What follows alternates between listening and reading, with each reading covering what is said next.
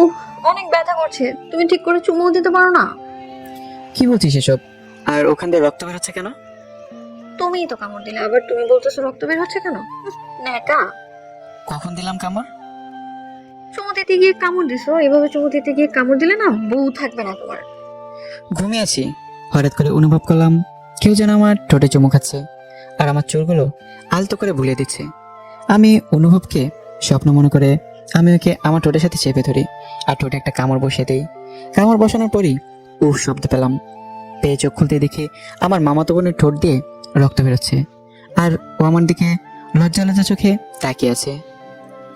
তখন বুঝতে পারলাম আমার এগুলো স্বপ্ন ছিল না, সবগুলো সত্যি ছিল। আমি ধমকে শুরু করলাম, তুই এখানে কি করিস আর ঠোঁট দিয়ে রক্ত বেরোচ্ছে কেন? তার মানে তুমি এতক্ষণ এরকম করলাম? ছি ছি ছি, আমি তোমাকে আমি বউ থুকু সরি বোনের চোখে দেখি আর তুমি কেন এসব? তুমি জানো তুমি আর আমি অনেক বছরের ছোট বড়, তোমার আমার বয়সের অনেক পার্থক্য, আর তুমি তো পিচ্ছি একটা মেয়ে, তোমার সাথে তো আমার যায় না, তুমি এখনো ছোট মানুষ। আমি অত কিছু বুঝি না, আমি তোমাকে ভালোবাসি আর আমি তোমাকেই বিয়ে করব। এই কথা বলার সাথে সাথেই একটা থাপ্পড় মারলাম আর বললাম, ছোট মানুষ এত বড় বড় কথা বলো কেন? কেবল পর দশম শ্রেণীতে আর এখন প্রেমে পড়েছো? এরপর সে তো রুম থেকে চলে গেল। থাপ্পড়টা জড়িয়ে দিয়েছিলাম, চোখ দিয়ে পানি বের হইতেছে। যদিও মারার পর আফসোস করতেছি, কারণ আমারও কিছু ভালো লাগে সে তোকে, কিন্তু ও আমার অনেক ছোট।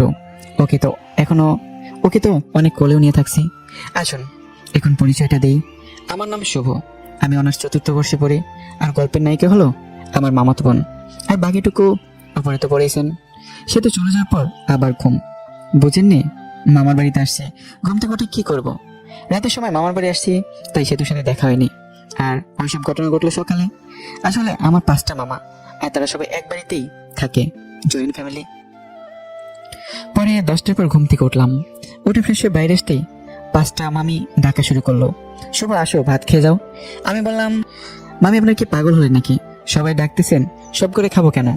এদের ভিতরে সে তোর আম্মু যেটা সেটা বেশি ডাকতেছে। আমি মামির উদ্দেশ্য করে বললাম, এত নাম ধরে না ডেকে বললেই হয়, জামাই আসেন ভাত খান। আহারে, আমি জামাই করিয়ে বলতে চাই, কিন্তু আমার মেয়ে তো তোমাকে রিজেক্ট করে দিবে, তখন আবার তুমি কষ্ট পাবা, তাই ডাকি না। এই কথা বলার সাথে সাথে সব আমি হাসাহাসি শুরু করলো। পরে নানি ডাক দিল, গেলাম, গিয়ে দেখে নানি করে ভাত নিয়ে রাখছে। নানি খেতে দিল, আমি খেতে বসলাম। খেয়ে উঠে শুয়ে থেকে ফোন চাপতেছি আর সকালের কথা ভাবতেছি। তখন মামি ডাক দিল, আমি গেলাম মামির কাছে যেতে। মামি বলল, কে সকালে কি হয়েছিল? সে তোর চোখে জল নিয়ে বের হলো আর রাগ করে নাকি স্কুলে চলে গেল? কিছু না মামি, ঘুমাইছি অনেক দেরি করে। আর ওকে ডাক দিছে, ওর ডাক শুনে আমাকে ধমক দিছে, তাই হয়তো। আমি পাঠিয়েছিলাম ডাকতে ভাত খেতে আসার জন্য। আচ্ছা, যা হয়েছে, তোকে তোর মামা একটু স্কুলের পাশে গিয়ে ডাক দিতে বলছে, যা। আমি ভাবতে লাগলাম, মামা কেন স্কুলে গিয়ে ডাকতে বললো? কেন? আমার মামা আসলে হাই স্কুলের মাস্টার। পরে গোসল করে রেডি হয়ে নানির কাছে গেলাম, গিয়ে মিষ্টি সুরে সুরে বললাম, ও নানি দাও, ও নানি দাও। টাকা নেই আমার কাছে, আমি কি কামাই করি? টাকা কই পাবো? আরে ভাই, ভাবছেন আমি ফকির না? কিন্তু ফ্রিতে টাকা নিয়ে খরচ করলে দরদ থেকে না। পরে অনেক কষ্ট করে টাকা নিলাম, নিয়ে গেলাম মামার স্কুলের দিকে। বেশি দূরে না, কাছে মামার স্কুল। পরে স্কুলের মাঠে গিয়ে মামাকে গিয়ে ফোন দিলাম। ফোন দিয়ে বললাম, মামা আসতে বলেছিলেন, অফিস রুমে আছি, তুমি আসো। পরে গেলাম, গিয়ে সালাম দিলাম। রুমের ভিতরে গেলাম, মামা বলেন, একটা কাজ করে দিবে আমার হয়ে? এরকম ভাবে বলছেন কেন? কাজ দেন একটা, 10টা করে দেবো। তুমি তো জানো আমার মেয়ের রাগ কিরকম। সেদিকে বলছিলাম ওকে আজকে শপিং করিয়ে দিব, কিন্তু স্কুলে একটা কাজের জন্য নিয়ে যেতে পারবো না। তুমি একটু শপিং করে নিয়ে আসো তো। ঠিক আছে মামা, মনে মনে আমার টাকার 12টা বাজবে আজকে। এই নাও টাকা। লাগবে না মামা, আছে আমার কাছে। যেভাবে নিচ্ছি ওইভাবে নাও। কথা বলো কেন? বাইরে মনে হয় সেতু আছে, ডেকে শপিং এর কথা বলো, চলে যাবে। পরে টাকা দেখি 5,000। পরে সেতুকে দেখলাম বান্ধবীদের সাথে গল্প করছে। আমি স্কুলে পড়াশোনা করেছি, তাই সবাই চিনে, কেউ কিছু বলে না। সরাসরি সেতুর কাছে গিয়ে ডাক দিলাম। প্রথম ডাকা দেওয়ার পরে শুনলো না। পরে বললাম, মামা টাকা দিয়েছে তোমাকে শপিং এ নিয়ে যাওয়ার জন্য, না গেলে থাক, টাকা মেরে দেবো, আর কম দামে ড্রেস এনে বলবো এটা কিনেছে। আমি এসব বলছি, সেতুর বান্ধবীগুলো আমার দিকে হা হয়ে তাকিয়েছে। পরে সেতুর বান্ধবীদের দিকে লক্ষ্য করে দেখলো যে সবাই হা করে তাকিয়েছে আমার দিকে। এটা দেখে সেতু রেগে ওর বান্ধবীদেরকে বলল, ওভাবে দেখে কোনো লাভ নেই, ওই চিকটা শুধু আমার। ওর আর আমার বিয়ে ঠিক হয়ে আছে। বিয়ের কথা শুনে ওর এক বান্ধবী বলল, আমি তো ভাইয়ার সাথে কালকেও কথা বলছি। ভাইয়া তো বলল বিয়ের জন্য পাত্রী খোঁজা হচ্ছে। আরে আমি তোমাকে বলছি মানে, আর তোমাকে তো আমি চিনি না। ভাইয়া আমার আইডি নাম হলো মেয়ামি মন্দনা। ও, তুমি সেই মেয়ে সেতুকে রাগানোর জন্য? তোমার সাথে বলার সময় ভেবেছিলাম তুমি হয়তো সুন্দরী না, কিন্তু এখন দেখে মনে হচ্ছে আসমান থেকে নেমে আসা পরি। এটা বলে সেতু দিকে তাকাইতে দেখি সে তো আমার উপর আগে কটমট করছে, মনে হচ্ছে আজ তো খেয়ে ফেলবে।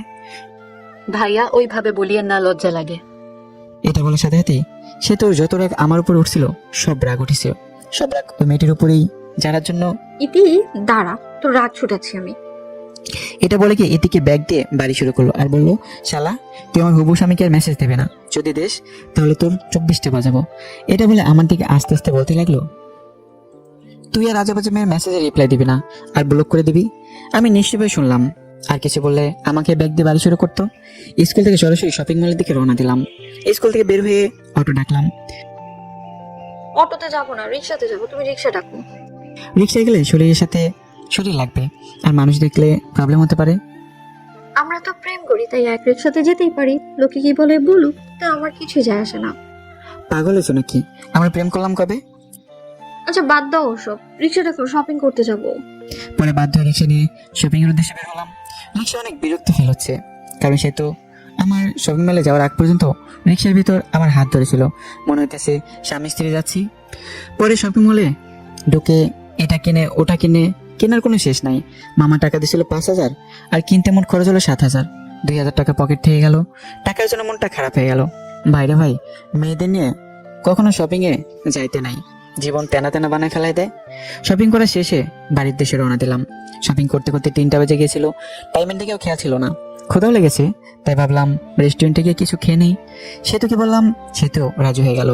দুজনে খেতে গেলাম। রেস্টুরেন্টে ঢুকার সাথে কে যেন মেইলি কণ্ঠে শুভ ভাইয়া ডাক দিল। আমি এদিক ওদিক তাকাতে দেখি কেউ নেই। তখন আমার সামনে ডাক আসতেছে, কিন্তু চিনতে পারছি না, মুখটা ভালো করে দেখা যাচ্ছে না। একটু এগিয়ে গিয়ে দেখি আমার প্রাইমারি এবং হাই স্কুলের বান্ধবী জুলেখা। আমি জুলেখাকে দেখে অনেক খুশি হয়ে গেলাম। পরে ভালো মন্দ জিজ্ঞেস করলাম, কুশল বিনিময় করলাম।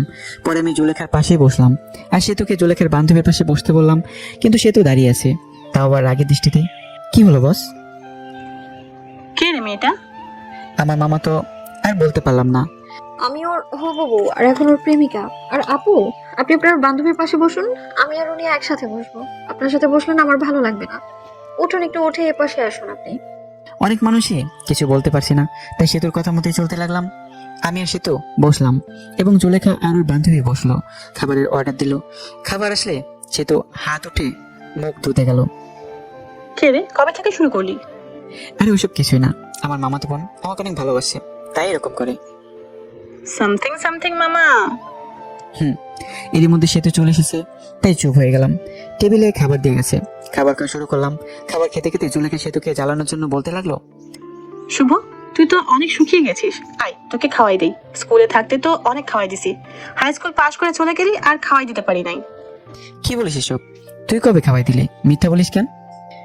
একটা চোখ মেরে জুলেখা বললো, আর গার্লফ্রেন্ড সামনে এত বোকা সাজতে হবে না। সে তো আমার দিকে অগ্নি দৃষ্টিতে তাকিয়ে আছে, মানুষের জন্য কিছু বলতে পারছে না। আই উঠ, আর খেতে হবে না, অনেক খেয়েছিস, চল বাড়ি চল, বাড়ি যাবো। খাওয়া তো হয়নি, এখনই যাবো মানে? যাবে কি না বলো, না গেলে ফুপা মুখে বলে দিব তুমি শুধু মেয়েদের সাথে মিশো আর মেয়েদের সাথে ই করো। আমি বুঝতে পারছি, চলো, খেতে হবে না। ওঠার আগে সেতু জুলেখাকে বললো, টাকাটা দিয়ে দিন। জুলেখা শুধু তাকিয়ে তাকিয়ে দেখছে। পরে রেস্টুরেন্ট থেকে এসে রিক্সা নিয়ে বাড়ির দিকে রওনা দিলাম। রিক্সা ওঠার সাথে সাথে সেতু বললো, তুমি এত লুচ্চা কেন? আমি লুচ্চা মানে? কি লুচ্চামি করছি তোমার সাথে? হ্যাঁ, সকালে এত জোরে কিস করছো যে আমার ঠোঁটটাই কেটে গেছে। আবার ওই মেয়ে নাকি তোমাকে ভাত খাওয়াই দিছে। ছি ছি, আমরাও তো পড়ি, কাউকে তো কিছু খাওয়াই দিই নেই। তুমি ছোট থাকতেই খাওয়াই দিচ্ছ, এখন তো অনেক বড় হয়েছো, এখন মনে হয় অনেক কিছু খাও মেয়েদের কাছ থেকে। আরে আমি তো আগে মেয়েদের সাথে কথা বলি নাই, আর এখন মেয়েরা কি খাওয়াবে? হ্যাঁ, মিথ্যা বলো কেন? জুলেখা তো আমার সামনেই বললো। মিথ্যা বলছি জুলেখা। আরো সে তো অনেক কথাই বললো। বলতে বলতে বাড়ি এসে গেছে। পরে ভাড়া দিয়ে দিলাম। বাড়িতে এসে ফ্রেশ হয়ে একটু বসে আছি আর ভাবছি, আমার টাকা গেল 2050টা। সে তো কি মামাকে বলে টাকাটা দিয়ে যাবে? 50 টাকা না দিলেও চলবে, কিন্তু আর বাকি টাকা দিলে ভালো হতো। আরে ভাই, ভাবছেন এত টাকা চিন্তা করছি কেন?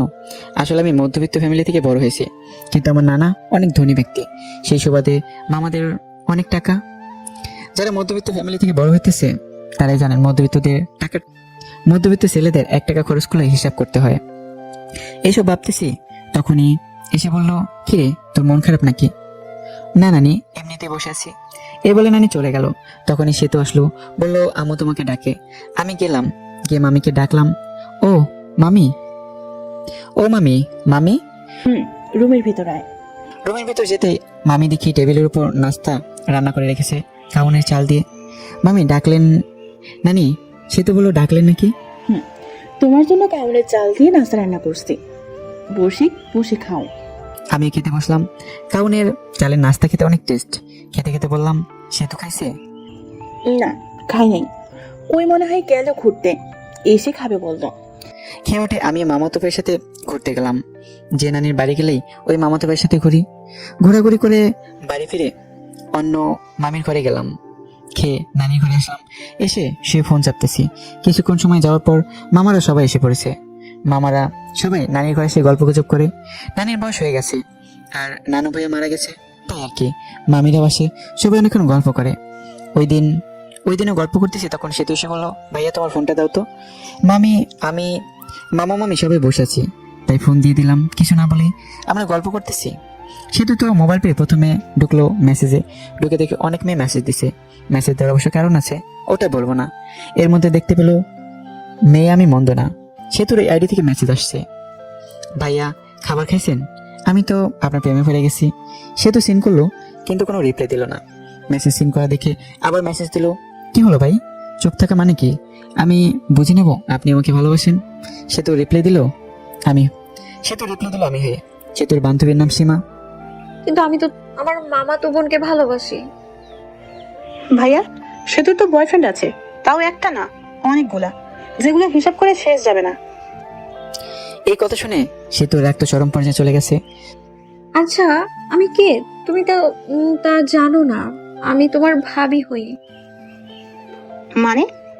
সে তো অমনি ভিডিও কল দেয়, আর ওই দিক থেকে সীমা ধরে। কল ধরার সাথে সাথেই সে তোর মুখ দেখতে পেয়ে অবাক হয়ে যায়।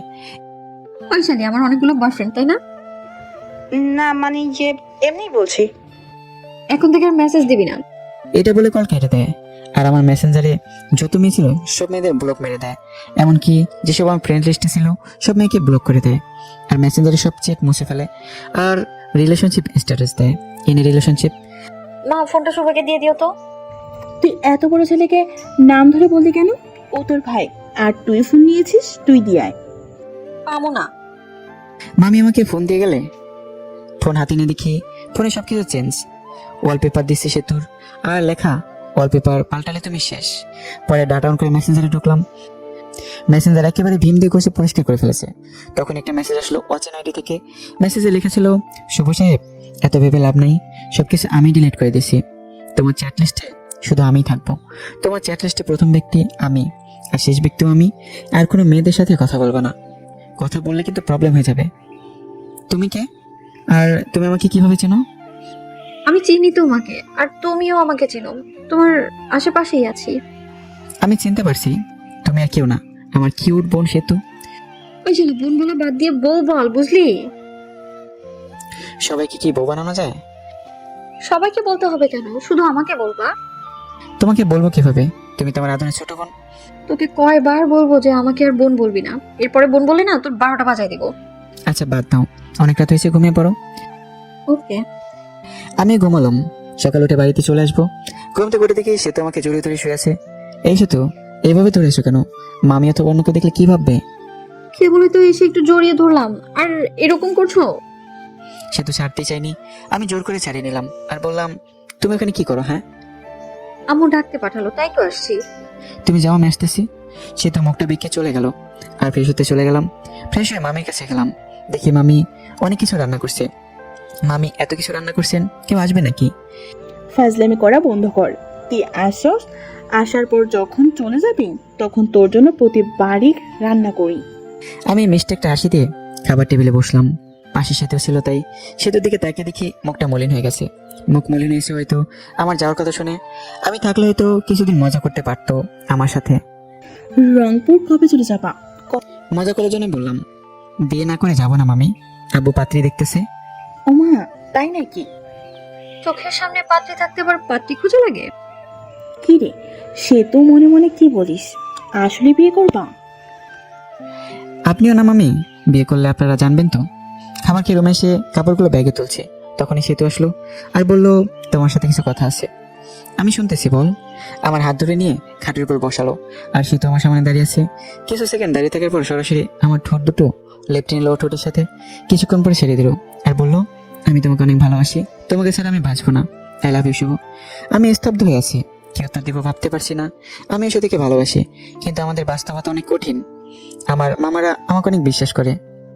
উত্তর দাও, কি হলো? সেটা তুমি পাগলামি করছো কেন? তোমার আমাদের সাথে চায় না, আর আমাদের সম্পর্ক কেউ মেনে নেবে না। মাঝখান থেকে আমাদের যে মধুর একটা সম্পর্ক আছে, এটাও নষ্ট হয়ে যাবে। আর আমার মামা মামিদের ভালোবাসা থেকে বঞ্চিত হতে চাই না আমি। আর তোমাকে ভালোবেসে তোমাকে নিয়ে হয়তো পালিয়ে গেলাম, পালিয়ে গেলে মামা মামিদের কাছ থেকে আগের মতো ভালোবাসা পাবো না। আর তোমরা উচ্চ ফ্যামিলির মেয়ে, আর আমরা নিম্ন মধ্যবিত্ত ফ্যামিলির ছেলে। তোমার আব্বুকে বলে সে কোনো কারণে রাজি হবে না। এর ভিতরে একটা কারণ হলো, আমরা নিম্ন মধ্যবিত্ত, আর আমার অনেকটা সমস্যা আছে, যেটার কারণে আমি কোনোদিনও হয়তো বিয়ে করতে পারবো না। ওই সমস্যার কারণ শুনলে তোমার আব্বু আম্মু কেউ রাজি হবে না। আশা করি তুমি বুঝতে পারছো। তুমি এখন অনেক ছোট, আগে বড় হও, তবে সব কিছু বুঝতে পারবে। তুমি যে আমাকে ভালোবাসি বলতেছো, এটা তোমার আবেগ, যেটা বেশি দিন থাকবে না। কিছুদিন পর এই ভালোবাসা শেষ হয়ে যাবে, তখন আর আমাকে ভালো লাগবে না।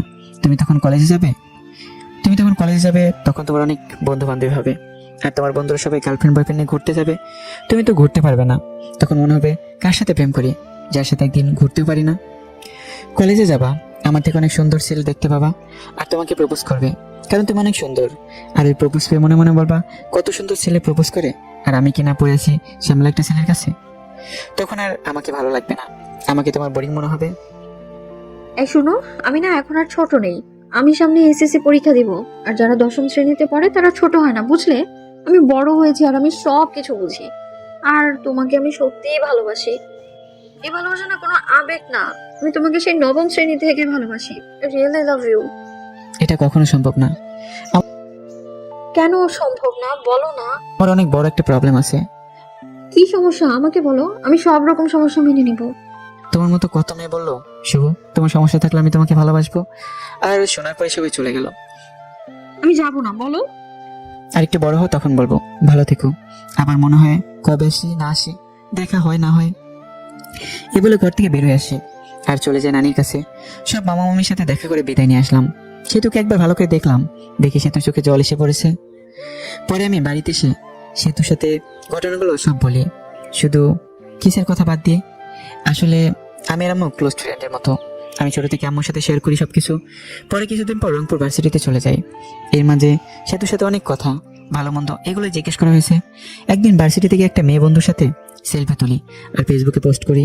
সেই পোস্ট সেতু দেখে ইনবক্স মাথায় তুলে ফেলে। ওই মেয়েটিকে আমার বান্ধবী। বান্ধবীতে কি হয়েছে? হ্যাঁ, ওরকম ভাবে কাছাকাছি বসে সেলফি তোলা লাগবে নাকি? আমি তোমাকে কোনো মেয়ের সাথে সহ্য করতে পারি না। এরপর যদি আবার কোনো মেয়ের সাথে সেলফি তোলো না, তাহলে আমি কিছু একটা করে ফেলবো, আর দোষ দিব তোমার। আচ্ছা ঠিক আছে, বলবো না। আমার অনার্সের পরীক্ষা দেই, আর সেতু এসএসসি পরীক্ষা দেয়। সেতুর সাথে আমার অনেক কথা হয়। 1 বছর বলতে পারেন যে বিএপের যেরকম কথা হয়, আমরা সেরকম ভাবেই কথা বলি। 1 বছর সেতু আমার কাছে অনেকবার শুনতে চাইছে আমার প্রবলেম, কিন্তু আমি বলিনি। এখন আমি চাকরি খুঁজছি, আর সেতু ইন্টারে পড়ে। সেদিন সেতু জিজ্ঞেস করে, তোমার সমস্যাটা বলো। আমারও ধৈর্যের বাঁধ ভেঙে যায়। আমি সেতুকে বলি, আমি কোনোদিন বাবা হতে পারবো না, একটা অ্যাক্সিডেন্টে সমস্যা হয়, আর ডাক্তার বলে আমি কোনোদিন বাবা হতে পারবো না। সেতু শুধু মেসেজ সেন্ড করলো আর হার্ট একটা ইমোজি দিল, পরে অফলাইনে চলে যায়। আমি অবশ্য জানি কেন চলে গেল। আমার যে সমস্যা, এটা জেনে কোনো মেয়ে বিয়ে করবে না, আর বিয়ে করবে বা কেন, আমি কোনোদিন থেকে মা ডাক শোনাতে পারবো না। এই যে সমস্যার কথা বললাম, এখানে কিছু কারণ আছে, গল্পে তখন জানতে পারবেন। গল্পের ভিতর টুইস্ট আনতে চাইতেছি। সেদিন সমস্যা বলার পর সেতু 3 দিন অনলাইনেই আসেনি। আমাকে মিস করতেছে অনেক। সেতু আমাকে অনেক কেয়ার করতো, অনেক শাসন করতো, আর তার দা মেসেজগুলো সেন্ড করতেছি। 3 দিন পর অনলাইনে আসলো। সেতু নামের পাশে সবুজ বাতিটা চলে উঠলো। আমি একটা মেসেজ দিলাম, কেমন আছো? ভালো। বাড়ির সবাই কেমন আছে? ভালো। ভালো থেকো। পরের মেসেজ দিলাম না, একটু মনে মনে হাসলাম। হায় রে আবেগ, আগে কত কথা বলতো আর এখন কথাই বলে না। মেসেজ তো দেয় না, আবার বলছে তোমাকে অনেক ভালোবাসি। সেতুর ভালোবাসা ছিল আবেগ, আর এই ভালোবাসার সমস্যার কথা শুনে জানালা দিয়ে পালালো আর বলতো সমস্যা আছে তাই কি অমনি ভালোবাসবো। আপনারা ভাবছেন হয়তো আমি কষ্ট পাচ্ছি। না, আসলে আমার কষ্ট হচ্ছে না। আজকে নতুন ভাবে কেউ কথা বলা বাদ দেয়নি। অনেকে এরকম ভাবে বলতে ভালোবাসে, কিন্তু সমস্যার কথা বলতেই কথা বলা বন্ধ করে দিছে। যদিও অন্য মেয়েদের থেকে সেতুর ব্যাপারটা একটু আলাদা, কারণ সেতুকে আমি ভালোবাসি, আর ভালোবাসাও না ভালো লাগা এই আর কি। সেতুকে মিস করি আর মেসেজগুলো মিস করি, এটাই, তাছাড়া আর কিছুই না। এখন আস্তে আস্তে সেতুকে বলে যাব, তার দেওয়া মেসেজগুলো আর মিস করবো না। আমার একটা চাকরি হয়ে গেছে, এখন আর আমি বেকার নাই। কিছুদিন পর শুনতে পেলাম সেতুর বিয়ে ঠিক হয়েছে একটা MBBS ডাক্তারের সাথে। শুনে ভালোই লাগলো। বিয়ের দিন তারিখ ঠিক হয়েছে, বিয়ের 7 দিন আগে থেকে সব মামা মামি নানি সবাই ফোন দিয়ে বলতেছে তাড়াতাড়ি আসতে। আর বলবেই বা না কেন, পাঁচ আমার একমাত্র ভাগিনা, অনেক আদরের। আর আমি ছোটবেলায় মামার বাড়ি বেশি থাকছি, কিন্তু এটা ওটা বলে বলেই বিয়েতে যেতে পারবো না। আসলে বিয়ে থেকে সেতুর সামনে যেতে শরম করবে, আর শরমের কারণটা আপনারা ফিল করতে পারবেন। সেতুর বিয়েতে আসতে আব্বু আম্মু আসতে বলছে, কিন্তু না করে দিয়েছি। আম্মু আসার জন্য অনেক জোর করে নেই, জোর করলে আসতেই হতো, কারণ আম্মু উপরে সব কথাগুলো জানে। আমার জীবনের সব ঘটনা আম্মুর সাথে শেয়ার করি। বিয়ে 4 দিন আগে সেতু মেসেজ দিছে, ভাইয়া বিয়ে আসবে না কেন? আসলে 1 বছর কথা বলার পর তোমাকে ভালোবেসে ফেলেছিলাম, আর তুমি মাঝপথে ছাইড়া দিলে। সবকিছুই সম্ভব, কিন্তু নিজের চোখের সামনে ভালোবাসা বিসর্জন দেওয়া সম্ভব না। আপনাকে দিয়ে যদি আমি মা হতে না পারি তাহলে বিয়ে করে লাভ কি? আপনাকে তো কেউ বিয়ে করবে না। আমি আর কিছু না, হাসির একটা ইমোজিতে অফলাইন হয়ে গেলাম। বিয়ে 2 দিন আগে রুমে বসে আছি বলে ভুল হবে, অফিসের জন্য রেডি হচ্ছি। তখন দেখি মামা আমার দরজার সামনে দাঁড়িয়ে আছে। আমি সালাম দিয়ে বললাম, আরে মামা কখন আসলেন, এই জায়গায় বসেন। তখন মামা বলল, আমি বসতে আসিনি, তোমাকে নিতে এসেছি, চলো। মামা নতুন অফিসে জয়েন করেছি, আর ছুটি দেবে না, আর এমনি গেলে চাকরি থাকবে। তোমাকে কি কেউ কিছু বলছে? তোমার মামি কি কিছু বলেছে নাকি? না মামা, আমি আর কি বলবো। তাহলে চলো তোমার অফিসে যাব, আমি ছুটি নিয়ে দেবো। পরে বাধ্য ছেলের মতো মামাকে নিয়ে গেলাম অফিসের সামনে। গিয়ে মামা কাকে যেন ফোন করলো। পরে অবশ্য বুঝেছি তার বন্ধুকে ফোন দিছিল। কি রে, কি অবস্থা? ওই পাশের লোকটির কথা শুনতে পারলাম না। আমি তোর অফিসের সামনে দাঁড়িয়ে আছি। লোকটি কি বললো শুনতে পেলাম না।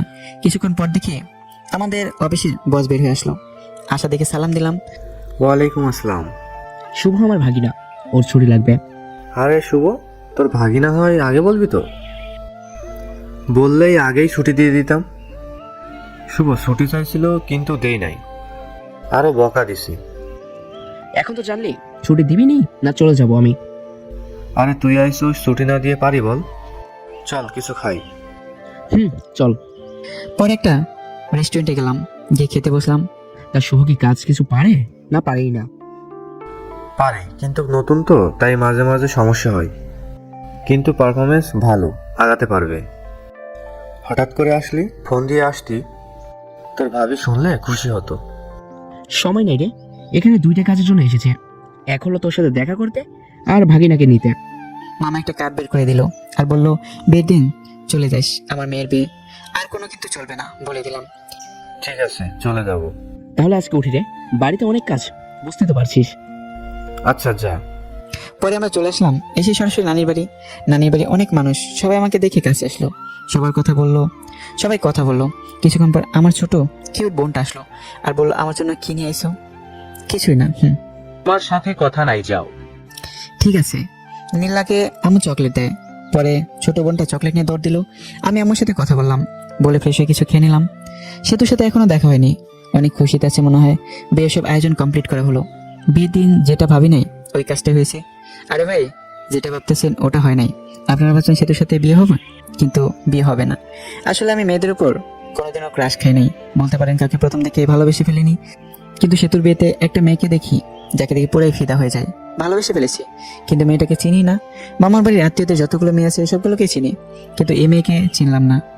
অত ভেবে লাভ নাই শুভ, আগে ভাব মেয়েটাকে কিভাবে পটানো যায়। যেভাবে হোক বিয়ের কয়দিনের ভিতরে পটাতে হবে, না পটালে হাতছাড়া হয়ে যাবে। যেভাবে সেই কাজ। দেখতে পেলাম মেয়েটা একাই বসে আছে, তার কাছে গিয়ে বসলাম। বসে বুকের বাঁ পাশে হাত দিয়ে বলতে লাগলাম, ইস। আপনার কোনো সমস্যা হয়েছে, ডাক্তারকে ডাক দিতে বলবো। ইস, দেখতে পারছেন বুকের বাঁ পাশে চিনচিন করছে। ডাক্তারকে ফোন করব। এই ব্যথা ডাক্তার দিয়ে ভালো হবে না, এই ব্যথা ভালো হতে হলে আপনাকে লাগবে গো, আপনাকে। আরে আপনি কি বলেন এসব? আপনি পাগল হয়েছেন নাকি? প্রেমে পড়লে যদি পাগল হতে হয় তাও হবো তোমার জন্য। কি বলেন এসব? এটা বলে মেয়েটি চলে গেল। আমি ওর চলে যাওয়ার দিকে তাকিয়ে রইলাম, ধ্যান ধরে বসে আছি। তখনই মামা বলল, শুভ ওই কাজটা করতো। কাজ করতে চলে গেলাম, কিন্তু ওই মেয়েটার মায়াবী চোখগুলো, এলোমেলো চুল, সুন্দর চাহনি, মিষ্টি মিষ্টি হাসি সব মিলে পুরো জোস। ভাবতে লাগলাম নামটা কিভাবে শোনা যায়।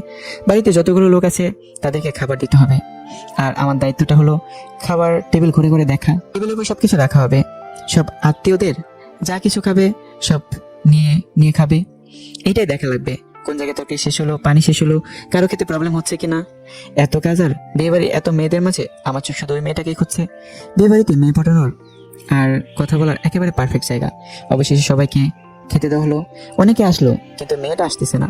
কিছুক্ষণ পর সেতুর বড় বোনের সাথে আসলো ওই মেয়েটি। পরে খাবার পরিবেশন করা হলো। আমি আসতে সেতুর বড় বোনের নাম রিধি। রিধি আপু যে টেবিলে বসেছে ওই টেবিলে গেলাম। রিধি আপুকে বললাম, একা খাচ্ছ? একলা খাবো কেন? এই যে কত মানুষ আমার আশেপাশে। আচ্ছা, আমাকে সাথে নিয়ে খেলেও তো হয়। একটা মাংসের টুকরা খাইয়ে দাও। হা কর, খাওয়াই দিতেছি। আপা, এই মেয়েটার নাম কি? কোন মেয়েটা? তোর ডান পাশেরটা। ও, ওর নাম আফরিন। এ হলো। আর কিছু শুনতে চাই না, নামটা দিলেই চলবে। আচ্ছা, মেয়েদের নাম শুনে কি করবি? আবার প্রেমে পড়ে গেলি নাকি? আপনি সবকিছু শুনতেছে আর অবাক দৃষ্টিতে আমাদের দিকে দেখছে আর খাচ্ছে। কি যে বলো না তুমি। প্রেমে পড়ে কি করবি? ফুপুকে বল একটা বিয়ে করে ফেল। বয়স তো আর কম হলো না। আর কিছুদিন পরে বুড়ো হয়ে যাবি, বউ পাবি না। আপনার মতো একটা সুন্দর মেয়ে পেলে তো এখনই বিয়ে করে ফেলতাম। আপনি একটু কাশি দিল খ্যাক খ্যাক করে। আর নিধি, কি বলি তুই? আর আমি এটা বলে ওখান থেকে চলে আসলাম। বেশিক্ষণ থাকলে প্রবলেম হয়ে যেত। সবার খাওয়া শেষ হলো, তখন মামা বলল, শুভ তুমি কি কিছু খাইছো? না মামা। তুমি তাহলে নিজের রুমে যাও, খাবার পাঠিয়ে দিতেছি। কিছুক্ষণ পর সে তোর শ্বশুরবাড়ি থেকে লোক আসবে, তখন তো আর কিছু খাইতে পারবা না। খাবার খেয়ে ভালো ড্রেস পরে নিজেকে পরিবর্তন করো, গরমে ঘামের কারণে ড্রেসটা নষ্ট হয়ে গেছে। ঠিক আছে মামা। পরে চলে গেলাম নিধির রুমে। গিয়ে দেখি নিধি, আফরিন আরো কয়েকটা মেয়ে বসে থেকে ফোন চাপছে। আমাকে দেখে নিধি বলে উঠলো, কি রে বান্দর, এখানে কি করস? আফরিনের দিকে তাকিয়ে থেকে বললাম, তাকে না দেখে থাকতে পারলাম না। কাকে রে? বুঝবি না রে। আপনারা হয়তো ভাবছেন নিধির ঘরে খেতে যেতে বললো কেন। এখানে একটা কারণ হলো, বাড়িতে অনেক আত্মীয়। এখন আমাকে আলাদাভাবে খাওয়াতে হলে আলাদা একটা রুম তো লাগবেই, তাই না? তখনই মামা খাবারের প্লেট নিয়ে ঢুকলো, আর আমি টেবিলে বসে পড়লাম। মামা নিধিকে দেখতে পেয়ে বললো, এটা আমার ছোট মামা। ওকে চাচু। আমার সামনে রেখে তরকারির বাটি, ভাতের বাটি আর যা কিছু আয়োজন করছিল সব খেতে বসেছি। তখন ছোট মামি এসে বললো, শুভ ভাত নাও, তরকারি নাও। এমনকি মামি তুলেও দিল। আমি খেতে লাগলাম। ছোট মামি চলে গেল, মেজো মামি আসলো। মেজো মামি এসে তরকারি দিল, ভাত দিল, আমি নিলাম। পেট ভরে গেছে। মেজো মামি চলে যাওয়ার পর আসলো সেতুর আম্মু। এসে বললো, তরকারি নাও। আমি বললাম নিব না, তবুও জোর করে দিল। এদিক দিয়ে তো আমার অবস্থা খারাপ। পরে সোজা মামি এসে আরো দিয়ে গেল। আমার পেটে তো ঢুকছেই না। পেছনে তাকিয়ে দেখি নিধি আর ওর সাথে বসে থাকা মেয়েগুলো হাসতেছে। আর কাটাকে নুনের ছিটা দেওয়ার জন্য নিধি এসে বললো, চামচ দিয়ে মাংস প্লেটে দিয়ে বললো, এই নে, খা বেশি করে। আমার অনেক রাগ উঠে গেল, মনটা চাইতেছে ধরে পিটাই। প্লেটে মাংস দিয়ে নিধি পাশে চেড়ে বসলো, আর ওর সাথে মেয়েগুলোকে ডাক দিল, আয়, আমরা সবাই ওর পাশে বসে থাকি, যাতে ও খাওয়া বাদ দিয়ে পালাতে না পারে। ব্যাককেল মেয়েগুলো সবাই পাশে এসে বসলো, সাথে আফরিন সহ। আফরিন মনে মনে বলতেছে, আমাকে অনেক জ্বালাইছস, এখন একটু প্রতিশোধ নেই। আফরিনও মাংস তুলে দিল আর বললো, খাও, খাইলে শরীর ভালো থাকবে। আফরিনের এই কথা বলার সাথে বললাম, ভেবেছিলাম খাবো না, কিন্তু এখন খাবো। হাজার হলো আমার গার্লফ্রেন্ড এত আদর করে দিল, আমি কি না খেয়ে পারি? আফরিন তোর আগে ফায়ার, আর বাকি মেয়েগুলো হাসতেছে। এর মধ্যে নিধির একটা কল আসে, আর একটু দৌড়ে যায় কথা বলার জন্য। তখনই আফরিন আবার মাংস দেয় রাগ করে, আদর করে দিচ্ছি, খা, না খেয়ে উঠতে পারবি না। এবার দেহ দেখে রাগ করে উঠে গেলাম। এত খাবার খাওয়া যায় নাকি? রাগ ওঠার কারণে মাংসের ঝোল ঠোঁট দিয়ে ভরিয়ে নিলাম, আর আফরিনের অপ্রস্তুত অবস্থায় সরাসরি লিপকিস করে তোর। পরে আর আফরিনের সামনে যায়নি। কিছুক্ষণ পর সেতু শ্বশুরবাড়ির লোক আসবে, কিন্তু সেই জন্য সবকিছু আরো সুন্দর করে সাজানো হলো। কিন্তু সেই সময়ই সেতুর শ্বশুরবাড়ির লোকজন আসার কথা ছিল, ওই সময় পার হয়ে যাচ্ছে, কিন্তু কেউ আসছে না। তখন মামা কল করে ঘটকের কাছে। ঘটক মনে হয় কি বললো তা শুনে মামা চোখে পানি এসে গেছে, এবং মামা মাথায় হাত দিয়ে বসে বললো। পরে আমি আরো মামার দিকে এগিয়ে গেলাম, গিয়ে জিজ্ঞেস করলাম কি হয়েছে। মামা যা বললো তাতে তো আমার হুশ উড়ে যাওয়ার মতো অবস্থা। কথা হলো, সেতু যার সাথে বিয়ে হওয়ার কথা ছিল সে নাকি অন্য মেয়েকে নিয়ে পালিয়ে গেছে। বাকি মামারা ওই মামাকে সান্ত্বনা দেওয়ার জন্য বললো, চিন্তা করিস না, আমরা তো আছি। সে তোর আব্বু উঠে আমার দিকে তাকালো, আর বাকি মামারা আমার দিকে তাকালো। তবে মামারা কি মনে হয় চোখাচোখি করে চলে গেল আমার বাবার কাছে। আব্বুকে কি যেন বললো, আব্বু হ্যাঁ হো করলো। পরে আম্মুর কাছে গিয়ে ওই কথাগুলোই বললো। পরে আম্মু আমার কাছে আসলো আর বললো সেতুকে বিয়ে করতে। কিন্তু কিন্তু আম্মু, সেতু তো আমাকে পছন্দ করে না। তখনই আমার মামার এসে পড়লো আর বলতে লাগলো, শুভ না করিও না, বুঝতেই তো পারছো। পরে আমি রাজি হয়ে গেলাম, বসে থেকে বিয়ের স্টেজে বসে পড়লাম। বিয়ে পড়ানো শেষ হলো, বরকনে একসাথে করে মিষ্টি খাওয়ানো হলো। একটু আর চোখে আফরিনকে দেখলাম, দেখি আফরিন মনটা খারাপ করে আছে। হয়তো আফরিনও ভালোবেসে ফেলেছিল আমাকে। যার কপালে যার নাম লেখা থাকে ঘুরে ফিরে সেই জীবন সঙ্গী হয়ে। পরে বিদায় নিয়ে চলে আসলাম আমার বাড়ি। আগে ফোন দিয়ে বলা হয়েছিল ঘর সাজানোর, তাই ঘর সাজিয়ে রেখেছে। এসে বউ আগে ঢোকানো হলো। কিছুক্ষণ পর আমি গেলাম, দেখি সে তো ঘোমটা দিয়ে বসে আছে। আমি গিয়ে একটু কাশি দিলাম, সে তো বসে আছে। কোনো সারা শব্দ না পেয়ে আমি গিয়ে সেতুর ঘোমটাতে তুললাম। তখন সেতু বললো, আপনার লজ্জা করে না হাঁটুর বয়সী মামাতো বোনকে বিয়ে করতে? আমি শক খেয়ে এলাম। যখন প্রেম করতে চেয়েছিলি তখন এই কথাটা কোথায় ছিল? আমি তোমাকে বিয়ে করতে চাইনি, তোমার বাপই বিয়ে করে দিছে। আচ্ছা বলেন তো, আপনাকে বিয়ে করে লাভটা কি? আর আপনার সাথে থাকার কোনো কোলবালিশের সাথে থাকা তো একই কথা। আপনি তো কোনোদিন বাবা হতে পারবেন না। আমি কিচ্ছু করে এরকম আক্রান্ত হয়েছি? আল্লাহ এরকম চাইছে, তাই আমি বাবা হতে পারবো না। কত স্বপ্ন ছিল ডক্টর বেটাকে বিয়ে করে 2টা বাচ্চা নিব, কত মজা করব। কিন্তু ডক্টর বেটা অন্য বেটিরে নিয়ে ভাগ্য গেল। কপাল খারাপ আমার। আমরা একটা বাচ্চা কিনে নিয়ে আসতে পারবো, তাই না? পালক নেওয়া বাচ্চা আর নিজের গর্ভধারণ করা বাচ্চার মধ্যে অনেক পার্থক্য। আর আমি আপনার সাথেই তো থাকবো না, কিছুদিন যাক ডিভোর্স দিয়ে দিব। ডিভোর্সের কথা শুনে মনটা খারাপ হয়ে গেল। বাসরাতে ডিভোর্সের কথা শুনতে হইতেছে। কত স্বপ্ন ছিল এই রাত নিয়ে, কিন্তু সব স্বপ্নগুলো স্বপ্ন রয়ে গেল কপালে। বাসরাতের কথা চিন্তা করতেছি, সেতুর দিকে তাকে দেখি সেতু ঘুমিয়ে গেছে। আমি সেতুর পাশে শুয়ে পড়লাম। সকালে সেতুকে জড়িয়ে ধরে ঘুমিয়ে আছি। আমার ঘুম সেতুর আগেই ভাঙে, কিন্তু উঠি নাই, কারণ সেতুকে জড়িয়ে শুয়ে থাকতে ভালোই লাগতেছে। তখনই সেতুর ঘুম ভেঙে গেল, আর সেতু নিজেকে সারানোর চেষ্টা করছে কিন্তু পারছে না। কিন্তু পরে সেতু এমন একটা কাজ করলো যে কাজটা আমি ভাবতে পারিনি। সেতু আমার কাছ থেকে সারাতে না পেরে গালের ভিতর চিমটে মারলো, আর আমি ও বলে উঠলাম। গালে হাত দিয়ে দেখি যে জায়গায় চিমটে দিছে ওই জায়গাতে রক্ত বেরোচ্ছে। এটা দেখে মেজাজটা খারাপ হয়ে গেল।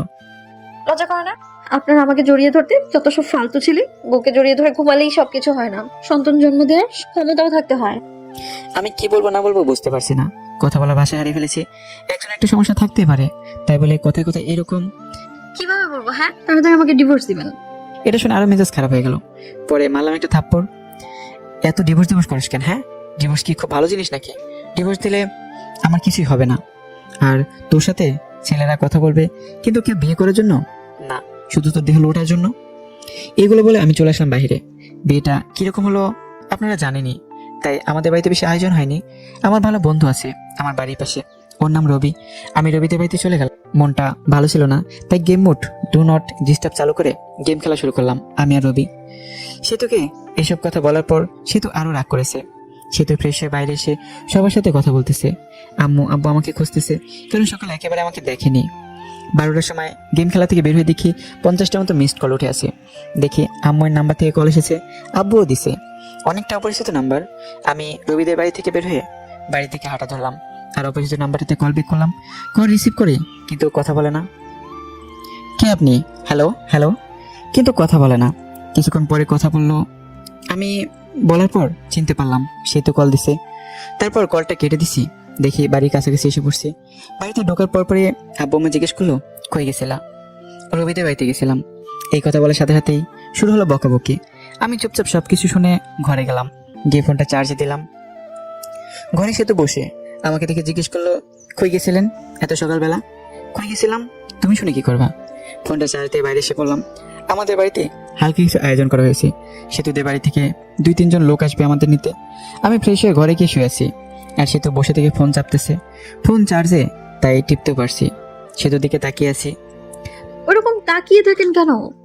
দেখি আমার বন্ধু গার্লফ্রেন্ড এবং আমার ন্যাংটা কালের বান্ধবী ফোন দিছে, নামটা মিথিলা। ফোন চার্জে ছিল, তাই রিসিভ করে স্পিকার বাড়িয়ে দিয়ে বললাম, কি রে শয়তান, বিয়ে করলি আর একটু বললিও না? তাতে আবার বলতি বিয়ে করার সময় তোদের ছাড়া বিয়ে করব না। হঠাৎ করে সবকিছু হয়ে গেছে, রবিকে বলার টাইম পাই নাই। রবি বলল তোর বউ দেখতে একদম বাজে। আমাকে দেখে রবির হিংসা হয়েছে, ওটা সুন্দর না তাই। আরো কি শুনলাম? কি শুনলি? শুনলাম রাতে বলে বিলাই মারতে পারস না। বেটি এসব কি বলস? এমনি বললাম রে। পরে কথা কই রে, ফোনে চার্জ নাই। আগে তো অনেক কথা বলতি, এখন বউ হয়েছে না, কথা বলবি কেন? বাবু রাগ করো না, রবি চিপাই নিয়ে চকলেট দিবনি। বান্দর চিপাই নিয়ে চকলেট দিবে মানে? রবিকে বল, রবি বলবো নি কিভাবে চিপাই নিয়ে চকলেট দিতে হয়। এই কথা বলে ফোনটা কেটে দিলাম। আমি কেটে না দিলে কথা বলতেই থাকতো। ফোনটা রেখে সোজা হয়ে পেছনে তাকাতেই পারিনি, দেখি সেতু দাঁড়িয়ে আছে। মেয়েটা কে ছিল আর আমাকে খারাপ দেখা যায় এটা বললো কেন? মেয়েটা কে আছে তোমাকে বলবো কেন? আর যাকে দেখতে যেরকম লোকে তো তাকে সেরকমই বলবে। তুমি ওকে বাবু বললো কেন? ভালো লাগছে তাই বলছি। আর আপনি থেকে তুমি বলছো কেন? আমি তোমার বড়, সম্মান দিয়ে কথা বলবো। ঘরে বউ রেখে অন্য মেয়ের সাথে কথা বলতে লজ্জা করে না?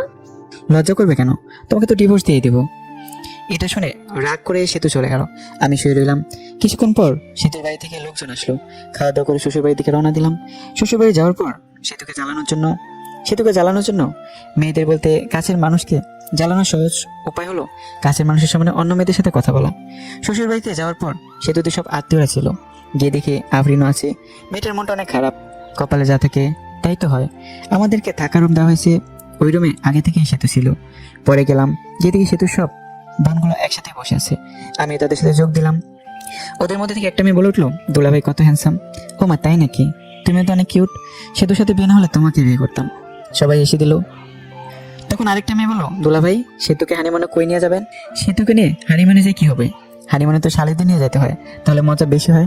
আমি তো ভাবছি সেতুকে রেখে তোমাদের সবাইকে নিয়ে হানিমুনে যাবো। আহারে, সেতুকে রেখে গেলে সে তো কষ্ট পাইতো। সেতু আনরোমান্টিক একটা মেয়ে। সেতুকে নিয়ে হানিমুনে গেলে টাকাটাই নষ্ট। তা না, তোমরা অনেক রোমান্টিক মনে হইতেছে। সেতুর দিকে তাকে দেখি সেতু সাপের মতো ফুসফুস করতেছে। যা তোরা সবাই যান, ঘর থেকে বের হ, আমি ঘুমাবো, অনেক ঘুম পাচ্ছে। চলে যাচ্ছি, তোর স্বামীর ভাগ আমি নিব না। এই বলে সবাই চলে গেল।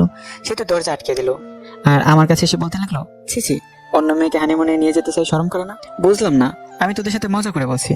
পরে সেতু শুয়ে পড়লো। আমি শুয়ে থেকে গেম খেলতেছি ফুল সাউন্ড দিয়ে, যেন সেতু ঘুমোতে না পারে। বাইরে গিয়ে গেম খেলো না, আমার ঘুমের সমস্যা হচ্ছে। সমস্যা হলো অন্য ঘরে গিয়ে ঘুমাও। সেতু পরে ফোনটা নিয়ে রেখে দিল। আমি বাচ্চাদের মতো শুয়ে রইলাম। এভাবে ঝগড়া, সেতুর অপমান। আমি কোনোদিনও বাবা হতে পারবো না। সে ডিভোর্স চায়। প্রতিদিন আমি কিছুই বলি না। 7 দিন শুনলাম এসব। এখন রংপুর চলে যাচ্ছি অফিসে। সেতুকে রেখেই যাচ্ছি। পরে সবকিছু ঠিক করে সেতুকে নিয়ে যাব। সবার কাছ থেকে বিদায় নিয়ে এলাম। এখন সেতুর কাছে গেলাম। ভালোভাবে থেকো আর দোয়া করো আমার জন্য। দোয়া করে কি হবে? তুমি মরলেই আমি খুশি হব। তুমি এটা বলতে পারলে? যেটা সত্যি সেটাই বললাম। আমি আর কিছু না বলে চলে আসলাম। হাসি মুখে বের হয়ে আম্মু আমার কাছ থেকে বিদায় নিলাম। কিন্তু ওই সময় আমার খুব কষ্ট হচ্ছিল। মনে হচ্ছিল যে আমি কান্না করি। আমি এত বিরক্ত হয়ে গেছি যে কেউ একজন আমাকে মারার কথা বলছে। ভিতরে কষ্ট আর বাইরে হাসি নিয়ে চলে গেলাম চাকরি করতে। সকালে গাড়িতে গেছি, তাড়াতাড়ি পৌঁছেছি। রাতে আম্মুর এই জায়গায় কল দিয়েছিলাম। আম্মুকে জিজ্ঞেস করছি সেতুর কথা। সেতুকেও ফোন দিয়েছিলাম কিন্তু রিসিভ করেনি, কেটে দিছে। পরের দিন সকালে উঠে অফিসের জন্য রেডি হয়ে অফিসে গেলাম। যাওয়ার পরে পিয়ন এসে বললো, ম্যাডাম আপনাকে ডাকলো। আমি ভাবতে লাগলাম আগে তো স্যার ছিল, এখন ম্যাডাম কই থেকে আসলো। বাবা বাবি বাদ দিয়ে গেলাম ম্যাডামের রুমের সামনে। গিয়ে, ম্যাডাম আসতে পারি? আসেন। আমি ভিতরে গিয়ে ম্যাডামকে দেখে তো অবাক, কারণ ম্যাডাম আর কেউই নয়। বিয়ে বাড়ি সে আফরিনকে দেখে ভয় পেয়ে গেলাম। বিয়ে বাড়িতে যা কিছু করছি চাকরি থেকে বের করে দেয় নাকি আবার। ভয় ভয়ে কাছে গিয়ে, আপনি আমাকে ডেকেছেন ম্যাডাম? তা কেমন আছেন? আর আপনার বউ কেমন আছে? আমি ভালো আছি, আর আমার বউ ভালো আছে। ভালো থাকলেই ভালো। ম্যাডাম সেদিনের ভুলগুলোর জন্য আমি দুঃখিত, মাফ করে দেবেন। ওসব আমি ভুলে গেছি। আপনার বউকে সাথে নিয়ে এসেছেন? না, কিছুদিন পর নিয়ে আসবো। নিয়ে আসলে আমাদের বাড়িতে নিয়ে আসেন সময় করে। আপনি বসের কি হন? আপনার বস আমার বাবা হয়। এমনি আপনার সাথে দেখা এবং অফিসটা ঘুরে দেখতে এসেছি। ম্যাডাম তাহলে আসি, অনেক কাজ করতে হবে। অনেকদিন পর আসলাম তো, দেখতেই তো পারছেন। এরপর কোনোদিন দেখা হলে ম্যাডাম বলবা না, নাম ধরে বলবা এবং তুমি করে বলবা। ফুল পড়ছো নয় তুমি কি করে? জি। পরে আসলাম কেবিনে বসে কাজ করা শুরু করলাম।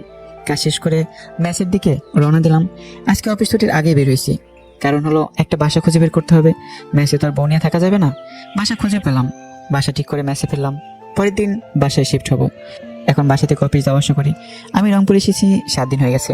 এই 7 দিনে সেতুকে কল মেসেজ দিছি, কিন্তু কোনো রিপ্লাই পাইনি। একদিন সেতু, আব্বু এবং সেতুর আব্বু সবাই একসাথে বসে গল্প করছিল। তখন সেতু সবাইকে একটা প্রশ্ন করে, আমু, ওর কি কোনোদিন বড় কোনো অ্যাক্সিডেন্ট হয়েছিল? না, শুভ তো খুব সাবধানে চলাচল করে। সবাই নাই করলো, কারণ আমার তো অ্যাক্সিডেন্ট হয়নি। কিন্তু ও তো বললো ওর একটা বড় অ্যাক্সিডেন্ট হয়েছিল, তারপর থেকে ও বাবা হওয়ার ক্ষমতা হারিয়ে ফেলেছে। তোমার সাথে মজা করার জন্য বলেছে এসব। ও তো কোনো ডাক্তার দেখানোর জন্য হাসপাতালে যায়নি। আমি তো অনেক বড় ভুল করে ফেলেছি। কি ভুল? আমি তো শুভর কথা বিশ্বাস করে শুভর সাথে অনেক খারাপ ব্যবহার করেছি। শুভর কাছ থেকে ক্ষমা চেয়ে নিও, তাহলেই হবে। পরে সে তো ওইখান থেকে চলে আসে আর ঘরে এসে ভাবতে লাগে পুরনো কথা। এখন আমাকে কিভাবে পটানো যায় সেটাই ভাবতে হবে। আমাকে জানানো যাবে না যে ওই সব জানে। ওকে যখন আমি এতটাই ভালোবাসি এর কথা বলেছিলাম, ও তখন বলেছিল এটা আবেগ। আমি তো কত কিছু বলেছিলাম, তারপরে তো আমি কত খারাপ ব্যবহার করলাম। এখন শুভকে আমায় মেনে নেবে? এখন শুভ ভালোবাসার কথা বললে কি ভাববে? শুভর সাথে তো আমি এই কয়দিনের কথা বলিনি, অনেকবার ফোন দিচ্ছে, আমি তো ফোনটাও ধরিনি। পরে তো আবার ফোন দিবেই, তখন কথা বলবো। এসবই ভাবলো সেতু। এখন আমি আর সেতুকে কল দেই না, উকিলের সাথে কথা বলছি ডিভোর্সের ব্যাপারে। সে যত দ্রুত সম্ভব উকিল কাজটা করিয়ে দিতে চাইছে। 7 দিন চলে যায়, তবু সেতুকে একবার কল দেয়নি, সেতু আমাকে কল দেয়নি। সেতুর এখন আর ভালো লাগে না। সেতুর শুধু ইচ্ছে হয় আমার সাথে কথা বলতে। সেতু মিস করে ওই দিনগুলো, যে দিনগুলোতে আমাকে দেখতেই পারিনি। আমি কত কিছু বলেছি। যখন সেতুর ফোনটা বেজে ওঠে তখনই সেতুর মনে হয় যে আমি ফোন বা মেসেজ দিছি, কিন্তু আমি কোনো ফোন বা মেসেজ দিইনি। সেতু আমাকে কল দিতে চায়, কিন্তু কোনো একটা কিছু কারণে আমাকে মেসেজ বা কল দিতে পারে না। এখন আর আমি সেতুর কথা মনে করি না। আমি প্রথম অনেক কষ্ট হয়েছে আর নিজেকেই দোষ দিই। সেতুকে মিথ্যা কথা বলাটিও ঠিক হয়নি। এদিকে সেতু সবসময় মনমরা হয়ে বসে থাকে, কারোর সাথে বেশি কথা বলে না, শুধু আমার কথাই ভাবে। আমার সাথে কথা বলতে মন চায় কিন্তু পারে না, ধৈর্য ধরে থাকে। আমি তাকে অবশ্যই মেনে নেব, কিন্তু আমার নাম্বার থেকে কল আসে না। 1 মাস হয়ে গেছে, কিন্তু আমি সেতুর সাথে কোনো কথা বলিনি। সেতু আর থাকতে না পারে আমাকে কল দেয় রাতে, তাও আবার 12টার সময়, যে সময় আমি ঘুমে মগ্ন হয়ে আছি। প্রথমবার ফোন ঢোকার পর ফোন রিসিভ করিনি, কারণ আমি ঘুমেছিলাম। পরের বার কল দিতেই আমার চোখে ঘুম চোখে দেখি একটা কল এসেছে। পরে নাম্বার না দেখে কলটা রিসিভ করে বললাম, হ্যালো, কে? আমিটা কে? আমাকে চিনতে পারোনি? আমি সেতু। আরে বোন, কোন সেতু? আর এত রাতে ঘুমে ডিস্টার্বের জন্য কল করছো কেন? আমি তোমার বউ সেতু। বউ কথা শুনে নাম্বারটা ভালোভাবে দেখলাম, সেতুই কল দিছে। পরে ভাবতে লাগলাম আব্বু আমার কোনো কিছু হলো নাকি, এত রাতে ফোন দিছে সেতু। আব্বু আমার কিছু হয়েছে নাকি ফোন দিছে? আব্বু আমার কিছুই হয়নি, কথা বলার জন্য ফোন দিয়েছি। ফাজলাম রাখো, বিয়ে ফেললাকে ভাইকে গেছে নাকি আবার এখন প্রবলেম হয়েছে দেখে ফোন দিছে। আচ্ছা, কোনো কিছু ভেবো না, সরাসরি আমার এখানে চলে আসো, আমি সবাইকে ম্যানেজ করে নেব। ঘরের স্বামী থাকতে পালিয়ে যাব, তাও অন্য কোনো পুরুষের সাথে? কেন?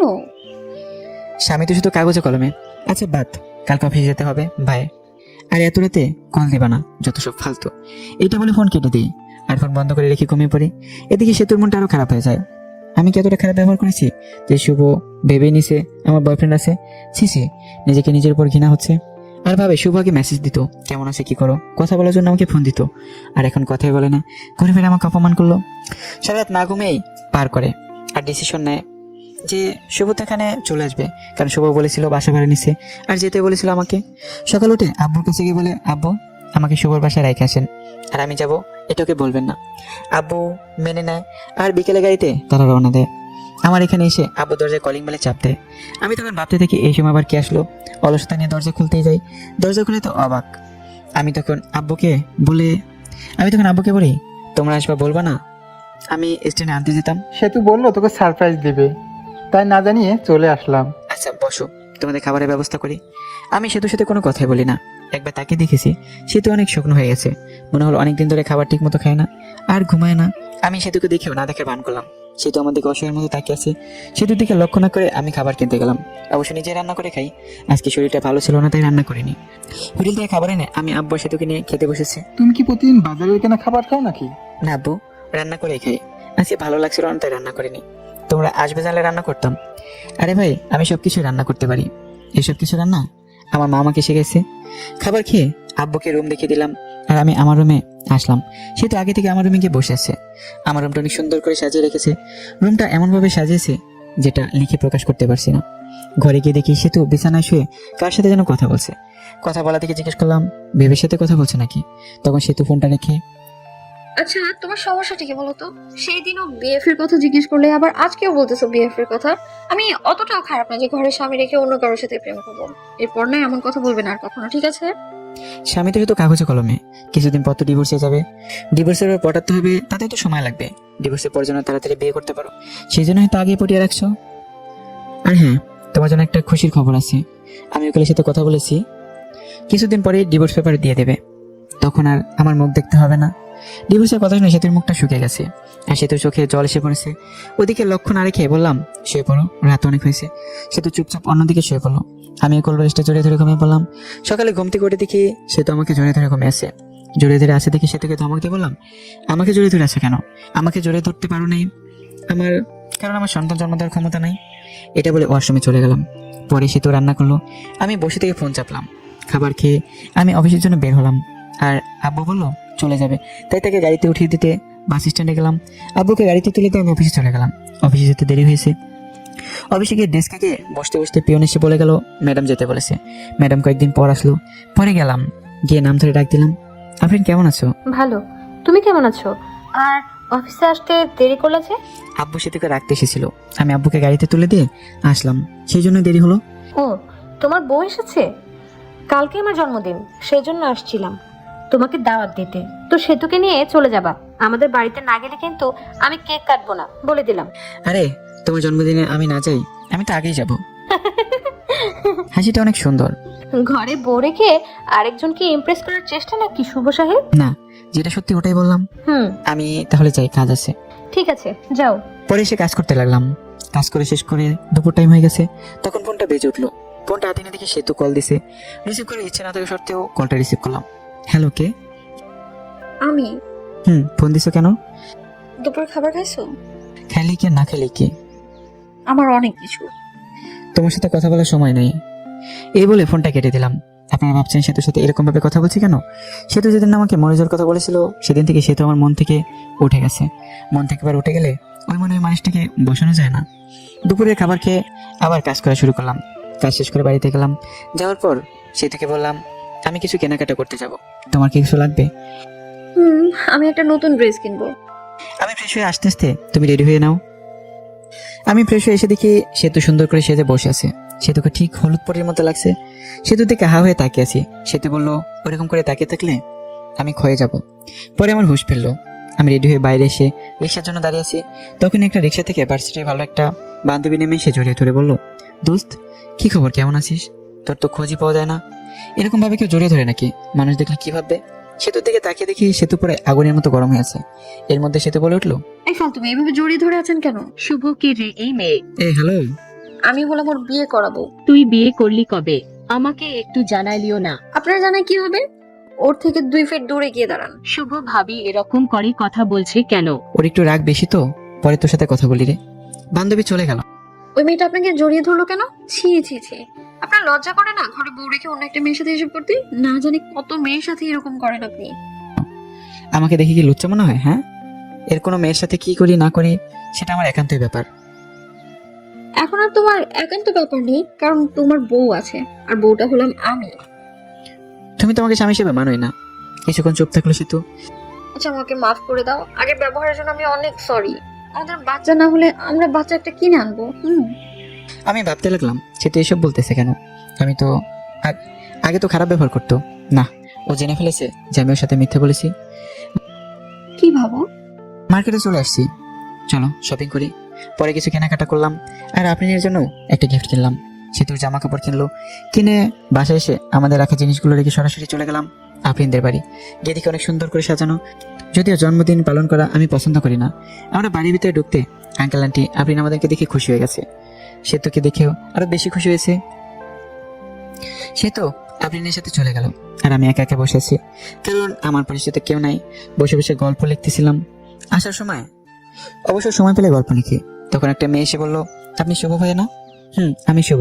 আপনাকে চিনতে পারলাম না। আমি আপনার একজন গল্প পাঠক।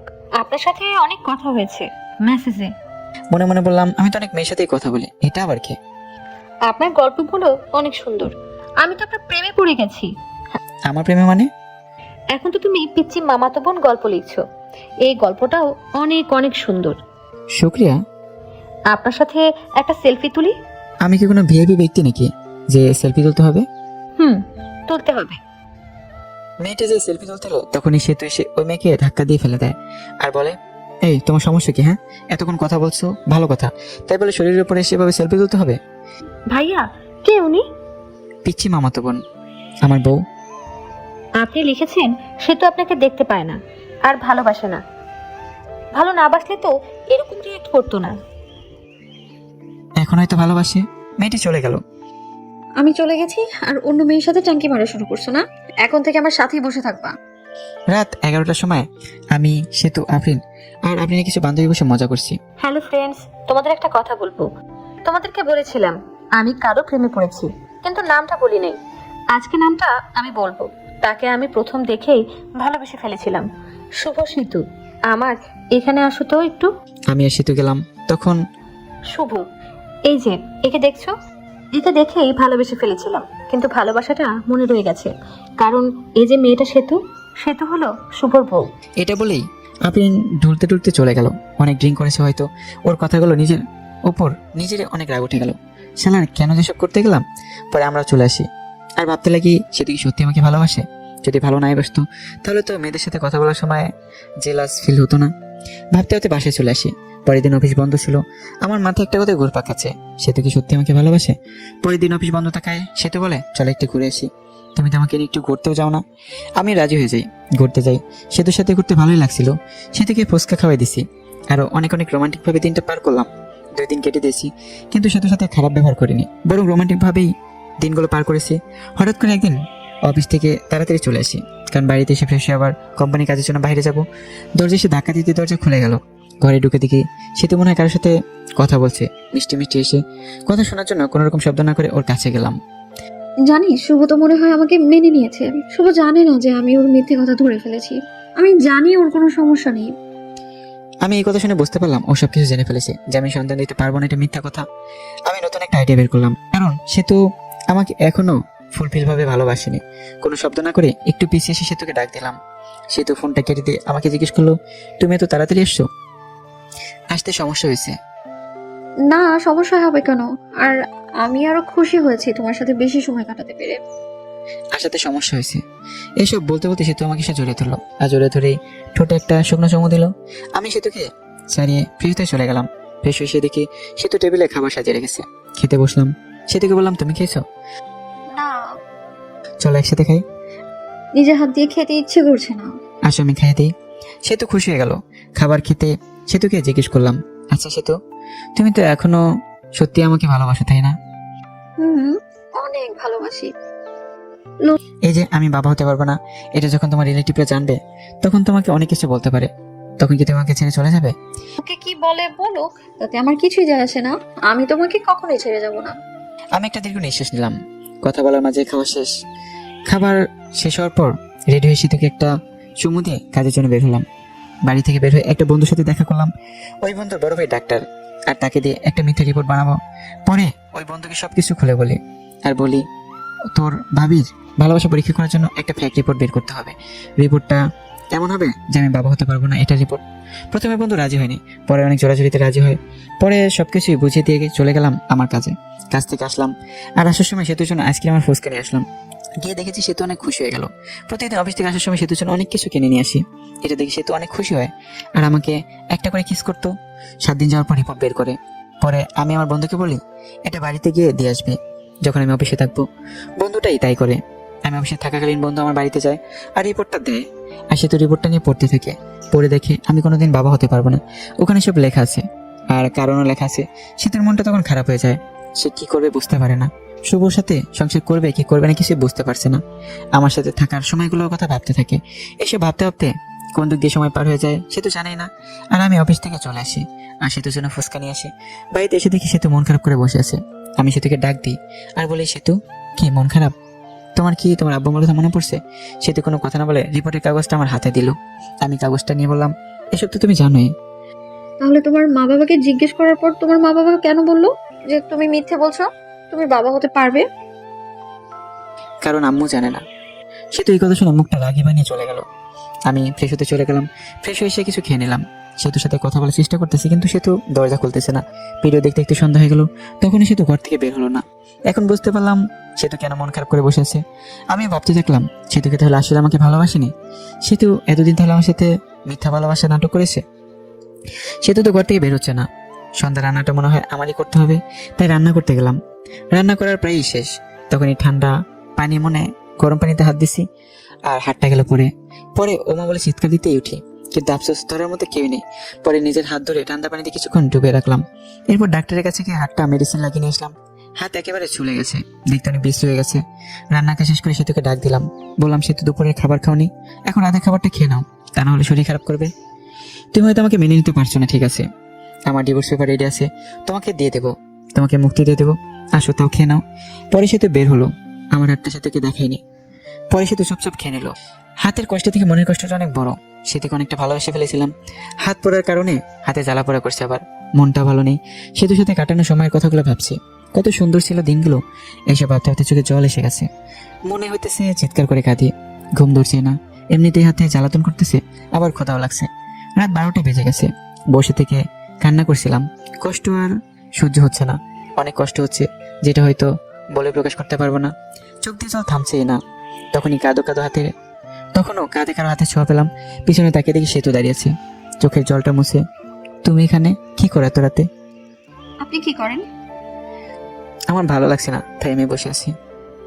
আমারও ভালো লাগছে না, তাই আমিও বসে থাকতে এলাম। তোমার আবার ভালো লাগবে না কেন? তোমার ভালো লাগার কারণ তো তোমাকে ছেড়ে দিতেছি। ডিভোর্স পেপার তো রেডি আছে, কালকে সকালে নিয়ে আসবো, মন খারাপ করো না তো। মেয়েদের সাথে ফষ্টি নষ্টি করতে পারো না বলে আমার ডিভোর্স দিবা, তাই না? এইসব কি বলো? তুমি তো বলা ডিভোর্স দিতে। সে তো আমার গলা ধরে বললো। আমি কখন ডিভোর্স চাইলাম? আমি তো চুপচাপ ছিলাম।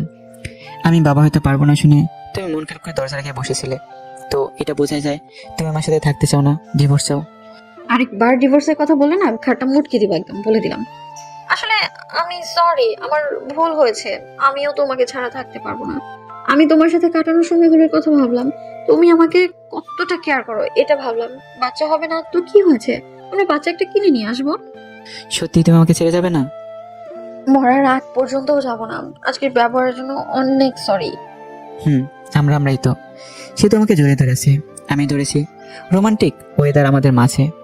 সে তো শরীরের সাথে একটু ডান হাতটা লাগাতে বলে উঠলাম। কি হয়েছে তোমার? আমি তখন সেতুকে হাতটা দেখালাম, সেতু চমকে উঠলো। এরকম হলো কি করে? আজকে রান্না করার সময় এরকম হয়েছে। সেতু চোখে জল এসে গেছে। আমি আসলে সরি, আমার সন্ধ্যার সময় এরকম ভাবে থাকা উচিত হয়নি। তোমার অনেক কষ্ট হচ্ছে, তাই না? হুম। তাহলে তুমি তো ভাতও খাও নাই, তাই না? হ্যাঁ। পরে সেতু প্লেটে ভাত নিয়ে এসে আমাকে খাইয়ে দিল। আমি খাচ্ছি আর মাঝে মাঝে হাতে কামড় দিই। খাওয়া দাওয়া শেষ করে আমার বুকের উপর সেতু শুয়ে আছে, আমি সেতুর মাথায় হাত বুলিয়ে দিছি। পরে দুজনে ঘুমিয়ে পড়ি। এখন থেকে শুরু হলো রোমান্টিক সংসার। হঠাৎ করে একদিন সেতু মাথা ঘুরে পড়ে যায় আর আমি ডাক্তারখানায় যাই। ডাক্তার বলে খুশির খবর, আপনি বাবা হতে চলেছেন। এটা শুনে আমি অনেক খুশি হই। সেতুকে বলতে সেতু মুখটা গোমরা বানিয়ে বলে, আমার পেটে বাচ্চা আসলো কিভাবে? তুমি তো বলেছিলে বাবা হতে পারবে না, আর রিপোর্টে লেখা ছিল।